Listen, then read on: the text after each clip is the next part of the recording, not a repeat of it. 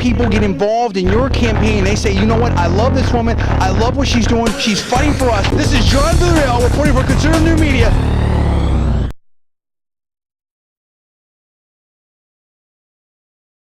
The thing that separates Conservative New Media, and that we're proud of, is that we air things as unedited as possible. Of course you have to edit for time. But we are so proud of that fact that whether I'm going down to Oakland and John Gibson put that up on his radio show that, you know, why do 91% of African Americans still support Obama? We did that back in January, well before anyone else was thinking about it, and I think it was phenomenal coverage. We let people have their say. And it was really interesting footage. And it spoke for itself. We let it speak for itself. Of course we're conservative. Of course we have our point of view. Of course I'm going to do my thing and have my opinion, whatever like that. But same thing with the Sarah Palin. With the Sarah Palin protesters when we were out in Turlock. A lot of the protesters thought I was seemed to me that they thought I was a cool guy. So I let them have their say. Unlike what a lot of the mainstream media, because see, I've been on the other end of having things taken out of context and this quote and that quote. It's like, look, I'm totally comfortable in my broadcast ability, my, you know, being smarter than almost anyone else I've ever met. Frankly, I'm smarter than anyone else I've ever met. Although I've been around some very, very brilliant people too. But anyway, the point is, I am so confident in my intelligence, my broadcast ability, the rightness of our positions, being for freedom, equality, all that type of stuff. I don't need to take someone out of context. Doesn't mean I won't make a mistake sometimes, or do something stupid sometimes, or say something stupid sometimes. I'm sure I will. I do it all the time, right? I mean, although we're almost always right too. So I mean, but I mean, the point is it's, you know, I know that we're right and where we're coming from. And so I want to let other people have their say. I want that debate. And we're never going to be cowed or afraid of getting into the hot topics. And so we have, our coverage is as unedited as it can possibly be for the format. Meaning if I shoot for 2 hours and we need to make, I mean, we might put up 2 hours of videos, but you know, sometimes people won't watch that, so maybe it comes down to, you know, 30 minutes of videos. Or maybe I shoot something for 12 minutes and we have to fit it into a 10-minute video or something like that. That's basically what it is. But, you know, people remark at our coverage for that quality. Now, so it's incumbent upon all of us, if I got that footage, if I was Breitbart, would I have done it differently? Yes, I would have. He should have done a better job of making sure he had everything together there on the facts. I think that's sort of obvious. That's my personal opinion. To make sure, or so maybe, you know, if anyone got snookered, it was Breitbart. Or the other logical possibility is that he did it on purpose and he did take it out of context on purpose. And if he did that, then F him, because that's wrong. Now some would say on our side, well look, that's what they do to us all the time, and that's the gotcha stuff they play on them. And look, we've seen the journalist excerpted emails now that the Daily Caller and Tucker and those guys have been doing, and Patel have been doing fantastic work on, that basically have mainstream media journalists saying, and Paul, you probably know the guy's name, Ackerman, is it Ackerman?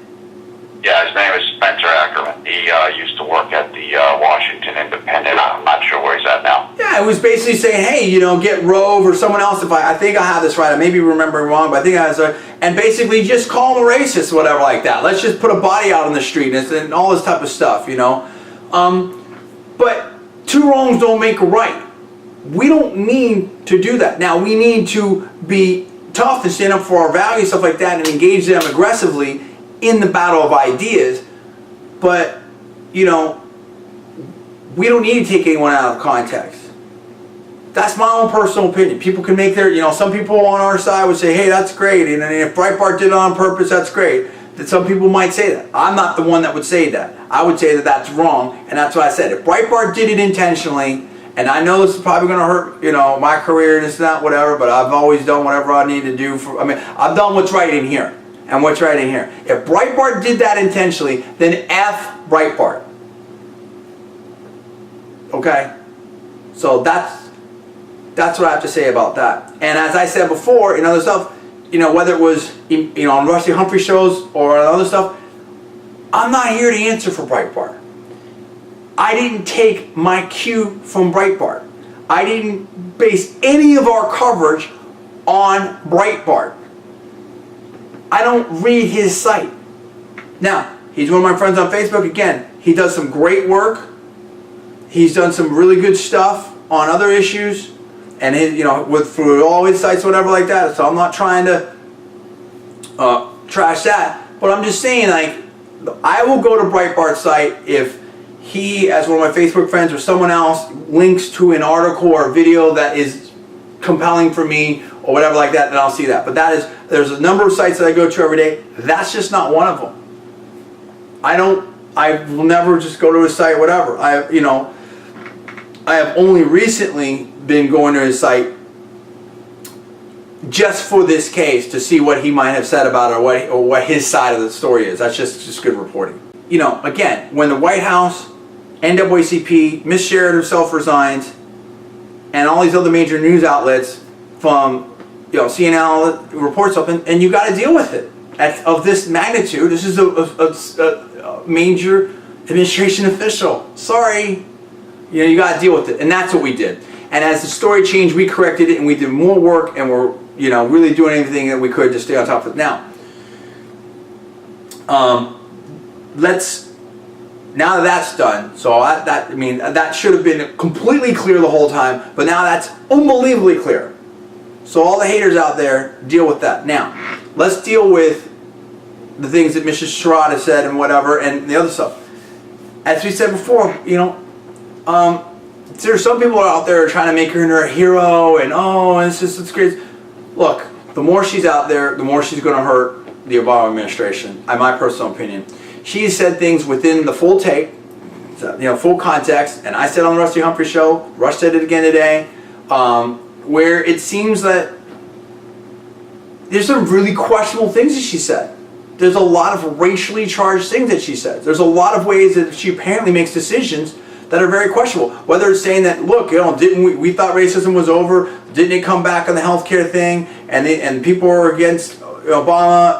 It's a paraphrase, not an exact quote. We've been dealing with so much information because he's the first black president. Then saying later that she would apparently favor South Georgia people over North Georgia because she's from South Georgia. There's a bunch of other things in there that it's about the haves and the have-nots.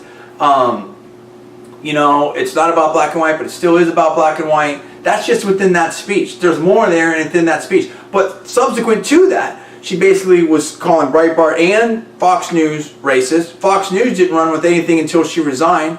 That's been discussed both on Fox News and on other outlets and on the LA Times, I believe.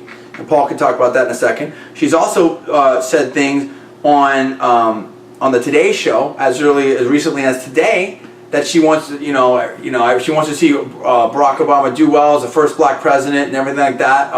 There's a really important quote there, and then she just said some stuff on John King USA just this afternoon. She says that 50 years ago, something like that. We haven't, you'd think we'd come far, but we really haven't moved that far. And we've integrated a couple schools, and we can eat wherever we want to now, but other than that, what else has happened? Or something like that. We'll try to get the exact transcript. It's like, what planet are you on? I mean, seriously, what planet are you on? I'm not saying that we're over racism. We're here. That's one of the reasons why we're, work so hard to get rid of all this racial BS. And I'll deal with that in a second. But I mean, it's like, dude, what planet are you on? Barack Obama's president. Oprah Winfrey's one of the most powerful, most known women in the world. I mean, P. Diddy, Tiger Woods, on and on and on and on and on. I mean, Bobby Jindal. Let me just interject quickly. Apparently, on the John King show today, quote, he, meaning Andrew Breitbart, he knew what effect that would have at that meeting. I guess the tape. He knew what effect that would have on the conservative, racist people he's dealing with. Unquote. I mean, what is that? I mean, look, is that everyone on our side? I mean, look, we have a large audience. Andrew Breitbart has a much bigger audience than us. Say this too. said that Fox News was racist, apparently, Right. in her interview with Media Matters.